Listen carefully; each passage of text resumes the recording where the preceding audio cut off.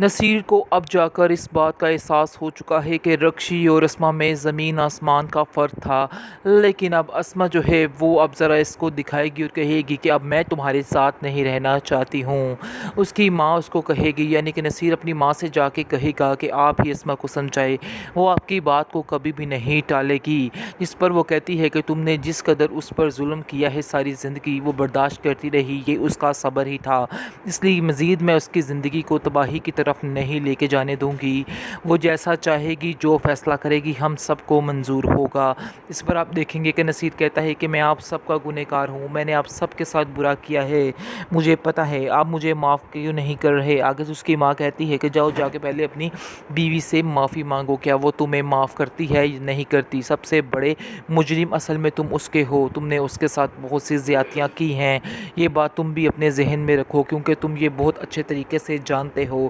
اس رکشی کے پیچھے جس کے پیچھے تم اپنے سارا کچھ لٹا دیا ہے، اب تم کس منہ سے ادھر آئے ہو، جب تمہیں پتہ بھی تھا،